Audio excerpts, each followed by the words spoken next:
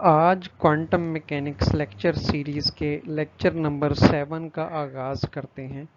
इस लेक्चर में हम 3 टॉपिक्स कवर करेंगे, जिसमें एक टॉपिक होगा श्रोडिंगर वेव इक्वेशन, दूसरा टॉपिक होगा इक्वेशन ऑफ कंटिन्यूटी और तीसरा टॉपिक होगा एरनफेस्ट थ्योरम। तो आइए शुरू करते हैं श्रोडिंगर वेव इक्वेशन से। आज के लेक्चर के सबसे पहले मैं आपको लर्निंग ऑब्जेक्टिव्स बता दूं। सबसे पहले हम डिस्कस करेंगे time independent Schrodinger wave equation, उसके बाद time dependent Schrodinger wave equation, फिर इक्वेशन ऑफ कंटिन्यूटी और एरनफेस्ट थ्योरम। तो ये तीनों जो टॉपिक्स हैं, जिसमें टाइम इंडिपेंडेंट और time dependent Schrodinger wave equation, दूसरा इक्वेशन ऑफ कंटिन्यूटी और तीसरा एरनफेस्ट थ्योरम, इनको बारी बारी हम डिराइव भी करेंगे।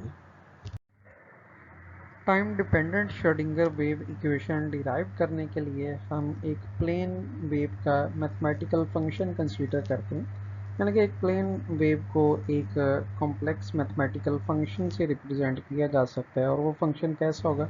वो कुछ इस तरह से होगा, psi of x and t is equal to a exponential iota के एक्स माइनस ओमेगा टी। तो अब यहाँ पर जो मोमेंटम है p according to de Broglie hypothesis p equal होता है 2 pi h cut by lambda, और जो वेव नंबर है k वो 2 पाई बाय लेमडा की इक्वल है। अगर इन दोनों इक्वेशंस को कंपेयर करें तो wave number in term of momentum equal आ जाएगा k is equal to p by h cut. और इसी तरह से अगर एनर्जी कंसीडर की जाए in term of angular frequency, तो एनर्जी इक्वल होती है E is equal to h cut omega. तो यहाँ से एंगुलर फ्रिक्वेंसी ओमेगा इक्वल आ सकती है E बाय एच कट। तो ये दोनों वैल्यूज़, यानी कि एक wave number k is equal to p by h cut और दूसरी omega is equal to E by h cut, ये दोनों हम रिप्लेस कर देंगे इस कॉम्प्लेक्स वेव फंक्शन में। अगर इस कॉम्प्लेक्स वेव फंक्शन में रिप्लेस की जाए तो वेव फंक्शन की शेप कुछ ऐसी बन जाएगी, psi of x and t is equal to a exponential iota x p minus e t by h cut. तो इस वेव फंक्शन की shape in term of linear momentum and energy कुछ ऐसी बन जाएगी। हमने इस इक्वेशन को इक्वेशन 1 का नाम दे दिया। तो अब इस इक्वेशन को टाइम के रिस्पेक्ट से डिफरेंशिएट करते हैं। अगर वेव फंक्शन साई को टाइम के रिस्पेक्ट से डिफरेंशिएट किया जाए तो ये कुछ ऐसा बनेगा, partial psi by partial t is equal to a exponential iota x p minus e t by h cut into minus iota by h cut e, that is further equal to minus iota by h cut e. और अगर ये सारा देखा जाए, ये जो first factor है, ये अगेन वेव फंक्शन साई बन जाता है। तो इसका मतलब ये हुआ कि e psi is equal to iota H cut partial psi by partial t. तो अब जर्नल एक हैमिल्टोनियन कंसीडर करते हैं। हैमिल्टोनियन को लिखा जा सकता है H is equal to t plus v, means kinetic energy plus potential energy.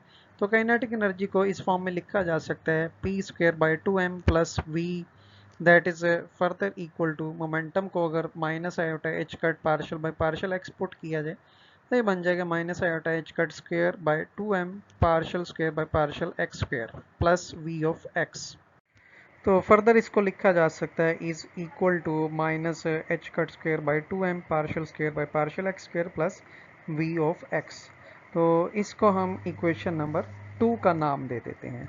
अब इक्वेशन 1 और 2 को कंबाइन करके श्रोडिंगर वेव इक्वेशन, जो कि time dependent Schrodinger wave equation है, वो जनरेट करते हैं। जी, तो अब अगर eigen value equation for energy देखी जाए तो उसको लिखा जा सकता है h operator psi is equal to e psi. तो इक्वेशन 1 और इक्वेशन 2 से इनकी वैल्यूज़ यहाँ पर पुट करेंगे। इक्वेशन 1 में वैल्यू दी गई है ई साई की और इक्वेशन 2 में वैल्यू दी गई है एच साई की।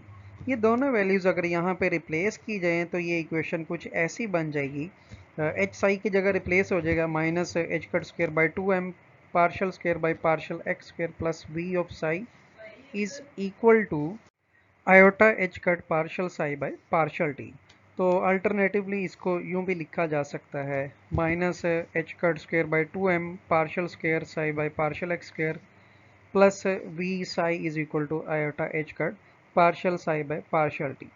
ये जो इक्वेशन बन चुकी है, इस इक्वेशन को नाम दिया जाता है time dependent Schrodinger wave equation. तो नेक्स्ट मैं बताता हूँ इसकी फिजिकल सिग्निफिकेंस क्या है। श्रोडिंगर वेव इक्वेशन की तरफ अगर देखा जाए तो इसमें डिफरेंट टर्म्स हैं, डिफरेंट टर्म्स के डिफरेंट मीनिंग है। जैसे सबसे पहली टर्म में देखें, एम क्या चीज़ है, m mass of the particle है। इसी तरह से partial square psi by partial x square एक लप्लास ऑपरेटर है, और ये किस चीज़ को शो कर रहा है, ये बताता है कि वेव फंक्शन स्पेस के साथ कैसे वेरी कर रहा है। Means it describes how the wave function change from one place to another place. इसके बाद दूसरी टर्म में अगर देखा जाए, v पोटेंशियल एनर्जी को शो कर रहा है और psi वेव फंक्शन को शो कर रहा है। और राइट साइड पे आयोटा एच कट में एच कट जो है ये रिड्यूस प्लांक कांस्टेंट है, और partial psi by partial t ये बताता है कि वेव फंक्शन टाइम के साथ कैसे वेरी कर रहा है। So this is the physical significance of the Schrodinger wave equation. जी, तो अब time independent Schrodinger wave equation की तरफ आते हैं। इसके डेरिवेशन के लिए कंसीडर करते हैं time dependent Schrodinger wave equation. Time dependent Schrodinger wave equation कुछ ऐसे है, minus h cut square by 2m partial square psi by partial x square plus v psi is equal to iota H cut partial psi by partial t. इस equation को equation number 1 का नाम दे देते हैं। तो अब यहाँ पर हम वेव फंक्शन को सेपरेट करेंगे। वेव फंक्शन दो वेरिएबल्स का फंक्शन है, जिसमें एक टाइम है और दूसरा स्पेस फैक्टर है। तो सेपरेशन ऑफ वेरिएबल्स यूज करके वेव फंक्शन को यूँ लिखा जा सकता है, psi of x and t is equal to psi of x and phi of t. तो अब यहाँ पर यूँ करते हैं कि जो वेव फंक्शन है उसका टाइम और स्पेस के रिस्पेक्ट से डेरिवेटिव लेते हैं। तो अगर स्पेस के रिस्पेक्ट से डेरिवेटिव लिया जाए वेव फंक्शन का, ये कुछ यूँ बन जाएगा, partial square psi by partial x square is equal to 5 partial square psi by partial x square. Similarly partial psi by partial t is equal to psi partial phi by partial t. अब दोनों derivatives की value equation 1 में put कर देते हैं, और उसके साथ साथ कंसीडर करते हैं कि साई जो है सेपरेशन ऑफ वेरिएबल यूज़ करके साई इंटू फाई के इक्वल है। अगर Schrodinger time dependent wave equation में ये वैल्यूज़ पुट की जाएं तो वो इक्वेशन कुछ यूँ बन जाएगी, minus h cut square by 2m phi partial square psi by partial x square plus v psi phi is equal to iota H cut psi partial phi by partial t. तो both side को psi into phi से divide कर देते हैं। उसके साथ साथ ये इफेक्ट यूज करते हैं कि ई इंटू फाई इक्वल है iota H cut partial phi by partial t. अगर ये वैल्यूज यूज की जाएं ऊपर वाली इक्वेशन में और साई इंटू फाई के साथ इसको डिवाइड किया जाए तो वो इक्वेशन कुछ यूँ बन जाएगी, minus h cut square by 2m 1 by psi partial square psi by partial x square plus v is equal to e. तो इसको अल्टरनेटिवली यूँ भी लिखा जा सकता है, e into psi is equal to minus h cut square by 2m partial square psi by partial x square plus v psi. तो ये जो इक्वेशन बन चुकी है इसको नाम दिया जाता है time independent Schrodinger wave equation. आमतौर पे इस इक्वेशन को यूज़ किया जाता है different mechanical system, quantum mechanical systems solve करने के लिए। इस इक्वेशन को एनर्जी फाइंड करने के लिए, एनर्जी लेवल्स फाइंड करने के लिए यूज़ किया जा सकता है। इसी इक्वेशन को यूज़ किया जा सकता है वेव फंक्शन फाइंड करने के लिए। फर्दर इसके साथ डिफरेंट ऑब्जर्वेबल या डिफरेंट फिजिकल क्वांटिटीज़ इस इक्वेशन की हेल्प से फाइंड की जा सकती हैं। अब इक्वेशन ऑफ कंटिन्यूटी डिराइव करते हैं। इक्वेशन ऑफ कंटिन्यूटी डिराइव करने के लिए time dependent Schrodinger wave equation consider करते हैं। Time dependent Schrodinger wave equation जो अभी हमने डिराइव की है वो कुछ यूँ है, iota H cut partial psi by partial t is equal to minus h cut square by 2m partial square by partial x square plus v into psi. तो इसका इक्वेशन 1 का नाम दे देते हैं और इसका कॉम्प्लेक्स कॉन्जुगेट लेते हैं। इसका अगर कॉम्प्लेक्स कॉन्जुगेट लिया जाए तो ये कुछ यूँ बन जाएगी, minus iota H cut partial psi star by partial t is equal to minus h cut square by 2m partial square by partial x square plus v into psi star। अब यूं करते हैं, इसको इक्वेशन 2 का नाम देते हैं, equation 1 को psi स्टार से मल्टीप्लाई करते हैं और इक्वेशन 2 को psi से मल्टीप्लाई करते हैं। पहली इक्वेशन जिसको psi स्टार से मल्टीप्लाई किया वो कुछ यूं बन जाएगी, iota H cut psi star partial psi by partial t is equal to psi star into minus h cut square by 2m partial square by partial x square plus v into psi। और दूसरी equation जिसको psi से multiply किया वो बन जाएगी minus iota H cut psi partial psi star by partial t is equal to psi into minus h cut square by 2m partial square by partial x square plus v into psi star। अब इन दोनों equations को mutually subtract कर लेते हैं। अगर left side से left side और right side से राइट साइड सब्ट्रैक्ट की जाए तो इस इक्वेशन की शेप कुछ यूं बन जाएगी, iota H cut into psi star partial psi by partial t plus psi partial psi star by partial t is equal to minus h cut square by 2m into psi star partial square by partial x square minus psi partial square by partial x square psi star. तो अब इसको equivalently लिखा जा सकता है partial by partial t of psi into psi star. अगर ऊपर वाली इक्वेशन देखें तो नीचे वाली इक्वेशन से वो इस तरह से लिंक है कि नीचे वाली इक्वेशन में जो प्रोडक्ट है psi इंटू psi स्टार उसका टाइम डेरिवेटिव लें तो ये वही बन जाता है जो कि ऊपर वाली इक्वेशन में लिखा हुआ है। और सिमिलरली राइट साइड को भी लिखा जा सकता है partial by partial x of psi star into partial psi by partial x minus psi partial psi star by partial x। तो यूं समझ लें कि उस इक्वेशन को हमने थोड़ा सा कंडेंस या कॉम्पैक्ट फॉर्म में लिख लिया है जी। तो अब इस इक्वेशन का इंटीग्रल लेते हैं, यानी कि इसको स्पेस के रिस्पेक्ट से इंटीग्रेट करते हैं। अगर इसको स्पेस के रिस्पेक्ट से इंटीग्रेट किया जाए तो लेफ्ट साइड तो सिंपली आ जाएगी partial by partial t integral psi into psi star dx, और जो राइट साइड है वो बन जाएगी iota H cut by 2m integral from minus infinity to infinity partial by partial x of psi star partial psi by partial x minus psi partial psi star by partial x dx। तो इस respect से right side जो है वो integrate हो जाएगी और इस पे लिमिट्स आ जाएंगी। तो फर्दर अगर इसको इक्वेशन 3 का नाम दे देते और यहाँ पर अगर नोट किया जाए psi और psi स्टार जो कि वेव फंक्शन है जिसका मॉड स्क्वायर प्रोबेबिलिटी बताता है, तो जब बाउंड्री पे जाएंगे x अप्रोचेस टू इन्फिनिटी पे जाएंगे आइदर पॉजिटिव इन्फिनिटी और नेगेटिव इन्फिनिटी, तो प्रोबेबिलिटी वहाँ पे ज़ीरो हो जाएगी। यानी कि यहाँ पर जो psi और psi स्टार की वैल्यू है x अप्रोचेस टू इन्फिनिटी के लिए ज़ीरो बन जाती है। तो इस रिस्पेक्ट से हम कह सकते हैं कि partial by partial t of integral minus infinity to positive infinity psi into psi star dx is equal to zero. अगर इक्वेशन 3 की मोस्ट राइट साइड देखिए उसमें ये लिमिट्स पुट की गई हैं, लिमिट्स पुट करके ये राइट साइड ज़ीरो बन जाती है। तो टाइम के रिस्पेक्ट से इंटेग्रल psi स्टार dx का जो डेरिवेटिव है ज़ीरो होने का मतलब ये है कि ये टाइम के रिस्पेक्ट से कांस्टेंट है। Means integral minus infinity to positive infinity psi into psi star dx is equal to probability p of x and t that is constant in time। अब यहाँ पर एक क्वांटिटी डिफाइन करते हैं जिसको प्रोबेबिलिटी करंट डेंसिटी का नाम दिया जाता है। तो इसको डिफाइन करते हैं j of x and t that is equal to minus positive iota h cut by 2m into psi partial psi star by partial x minus psi star partial psi by partial x।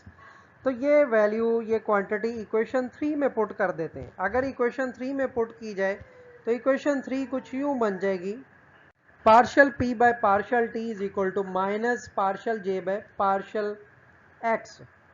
तो इसको यूं भी लिखा जा सकता है partial p by partial t means time rate of probability plus partial j by partial x means derivative of the current density with respect to space that is equal to 0.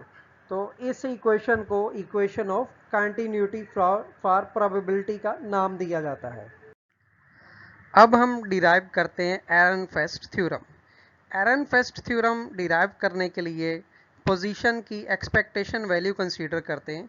तो by definition जो position की expectation value है वो है x mod और x expectation value is equal to integral minus infinity to positive infinity psi star x psi into d x. तो इसका time के रिस्पेक्ट से डेरिवेटिव ले लेते हैं, इसको डिफ्रेंशिएट कर देते हैं। लेफ्ट साइड बन जाएगी d x expectation value by d T is equal to partial by partial t, और राइट साइड में minus infinity to positive infinity integral psi star x psi d x.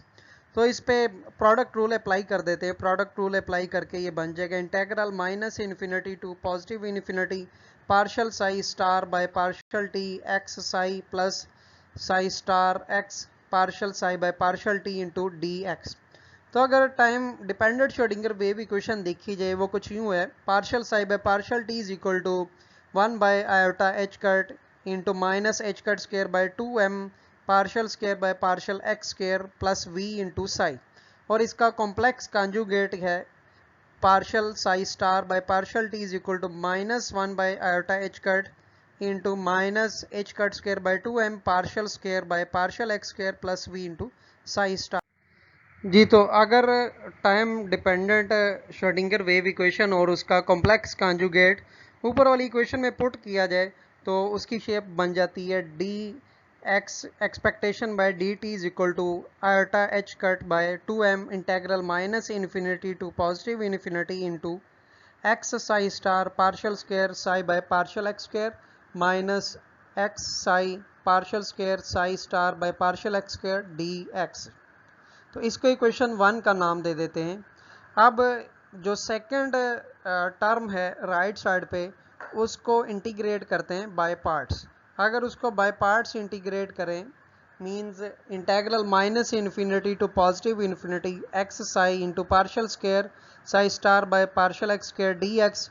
तो ये integration by parts के through बन जाएगा x Sai, यानी कि x Sai को यहाँ पे पहला फैक्टर कंसीडर किया गया है, partial square psi star by partial x square को दूसरा फैक्टर कंसीडर करते हुए ये बन जाएगा first factor integral of the second factor minus integral derivative of the first factor integral of the second factor.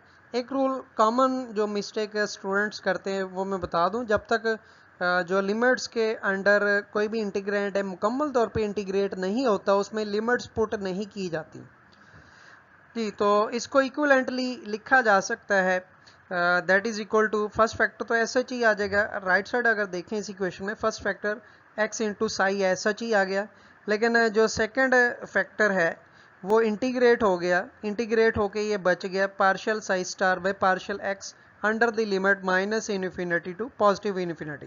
फिर दूसरी टर्म में माइनस इंटेग्रल और इसके अंदर partial by partial x of x psi, और जो लास्ट फैक्टर था वो इंटीग्रेट हो गया, इंटीग्रेट हो गई है partial psi star by partial x आ गया।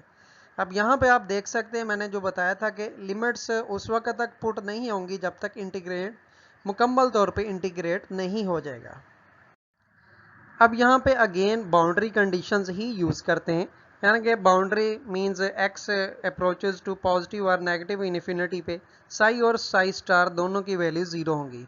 अगर इस फैक्ट को यूज किया जाए तो इक्वेशन 1 की जो हमने सेकंड टर्म कंसीडर की थी उसको इंटीग्रेट किया था बाय पार्ट्स, वो बन जाएगा, उसकी राइट साइड देखें वो बन जाएगी 0। इसमें पहली टर्म जो है वो 0 होगी, माइनस जो दूसरी टर्म है उसको अगेन बाय पार्ट्स इंटीग्रेट कर दिया गया है और उसमें partial by partial x x Sai को फर्स्ट फैक्टर कंसीडर किया गया है और partial psi star by partial x को सेकंड फैक्टर कंसीडर किया गया है। तो इंटीग्रेट बाय पार्ट्स यूं हुआ है कि first factor integral of the second factor minus into minus जो कि पॉजिटिव बन जाता है, derivative of the first factor into integral of the second factor. तो इसको यूं भी लिखा जा सकता है, ज़ीरो तो यहाँ पे ख़त्म हो जाएगा।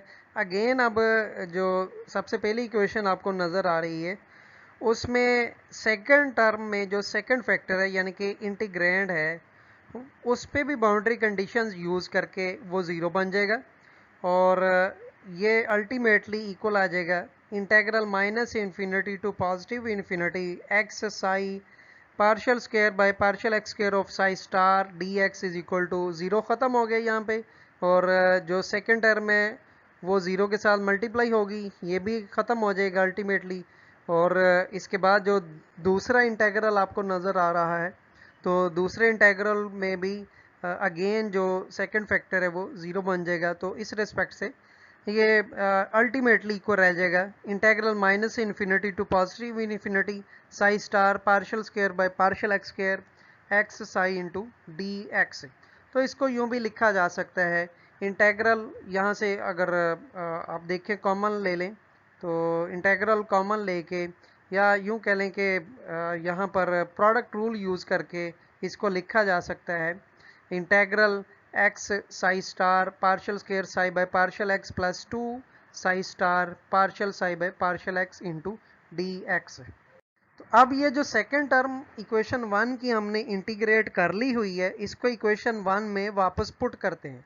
अगर इक्वेशन वन में पुट किया जाए तो इक्वेशन वन बन जाएगी d x by D T is equal to iota H cut by two m integral minus infinity to infinity x psi star partial square psi by partial x square minus x psi star partial square psi by partial x square minus two psi star partial psi by partial x into d x. और further इसको लिखा जा सकता है, इसमें अगर आप गौर करें फर्स्ट और सेकंड टर्म एग्जैक्टली सेम है but with the difference of negative sign, तो ये दोनों कैंसिल हो जाती हैं। तो अल्टीमेटली बच जाएगा ये one by m integral minus infinity to positive infinity psi star into minus iota H cut partial by partial x of psi into d x. या फिर इसको यूं भी लिखा जा सकता है m को अगर लेफ्ट साइड पे ले हैं तो m D x by D T is equal to integral minus infinity to positive infinity psi star. अब जो विद इन ब्रैकेट है minus iota H cut partial by partial X, ये बेसिकली मोमेंटम ऑपरेटर है तो इसको P X operator लिख दिया और साई एस एच है डी एक्स।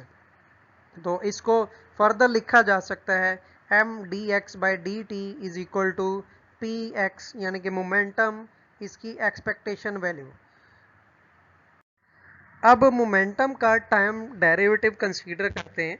मोमेंटम का अगर टाइम डेरिवेटिव लिया जाए तो ये बनता है d by D t of p x is equal to d by D t integral minus infinity to positive infinity psi star into minus iota H cut partial by partial x psi into d x. और यहाँ पे अगर इसको देखा जाए मज़ीद लिखा जा सकता है minus iota H cut D by D T जो है ये अप्लाई हुआ है जाके तमाम फैक्टर्स पे और ये प्रोडक्ट के तौर पे ओपन हुआ है। तो ये बन जाएगा minus iota H cut integral minus infinity to positive infinity partial psi star by partial t partial psi by partial x plus psi star partial by partial x partial psi by partial t into d x. तो यहाँ पर partial psi by partial t और partial psi star by partial t की जो पहले values हमने consider की थी वो पुट कर देते हैं। अगर ये वैल्यूज़ पुट की जाए तो ये बन जाएगा d p x by D T is equal to h cut square by two m integral minus infinity to positive infinity psi star partial by partial x of psi's partial square psi by partial x square minus partial square psi star by partial x square partial psi by partial x into d x plus integral minus infinity to positive infinity v psi star by psi star partial psi by partial x minus partial star partial v by partial x into psi into d x. याद रखें यहाँ पर partial psi by partial t की values time dependent Schrodinger wave equation से ली गई हैं और उसमें जो v वाले टर्म्स हैं उसको सेपरेट कर लिया गया है और बाकी टर्म्स को सेपरेट रखा गया है।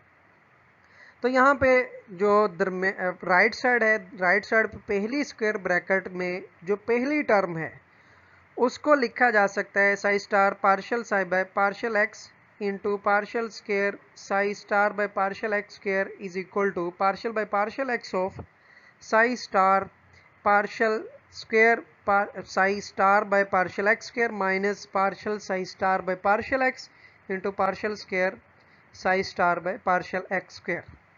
और इसी तरह से जो सेकंड टर्म है उसको लिखा जा सकता है integral minus infinity to positive infinity v psi star partial psi by partial x minus psi star partial v psi by partial x d x is equal to integral minus infinity to positive infinity psi star of minus partial v by partial x psi into d x. तो ये values put कर देते last equation में। Last equation में put करके ये कुछ यूं बन जाएगी, जो टाइम डेरिवेटिव था मोमेंटम का, d p x by D T is equal to h cut square by 2m integral minus infinity to positive infinity partial by partial x psi star partial square psi star by partial x square minus partial psi star by partial x partial square psi star by partial x square minus partial square psi star by partial x square partial psi by partial x into dx plus integral minus infinity to positive infinity psi star into minus partial v by partial x psi into dx। या इसको equivalently लिखा जा सकता है d p x by D T is equal to h cut square by 2m integral minus infinity to positive infinity partial by partial x psi star partial square psi star by partial x square minus. अब ये जो ऊपर वाली equation आपको नज़र आ रही है उसमें पहली राइट साइड पे पहली ब्रैकेट में आखिरी जो दो टर्म्स हैं उनको इकट्ठा करके लिखा गया है minus partial by partial x of partial psi star by partial x into partial psi by partial x into d x. और जो लास्ट टर्म है उसको एज एन एक्सपेक्टेशन वैल्यू लिखा गया है, तो वो एक्सपेक्टेशन वैल्यू है minus partial v by partial x की। तो इस इक्वेशन में अगर राइट साइड पे फर्स्ट टर्म को इंटीग्रेट किया जाए वो तो बन जाती है 0, तो सिर्फ यहाँ पे सेकंड टर्म सरवाइव करेगी। तो इस रिस्पेक्ट से इक्वेशन बन जाती है d p x by D T is equal to minus partial v by partial x expectation value, या अगर देखा जाए मैकेनिक्स के थ्रू तो ये फोर्स एफ एक्स के इक्वल है। तो इस इक्वेशन को एरनफेस्ट थ्योरम का नाम दिया जाता है। और ये इक्वेशन जो क्लासिकल मैकेनिक्स में इक्वेशन ऑफ मोशन है उसका इक्विवेलेंट है, यानी कि ये इसका वही रोल है जो कि क्लासिकल मैकेनिक्स में इक्वेशन ऑफ मोशन का है। तो आज के लेक्चर का यहाँ पर इख्तिताम करते हैं। अगला लेक्चर इंशाल्लाह जल्द ही अपलोड कर दिया जाएगा।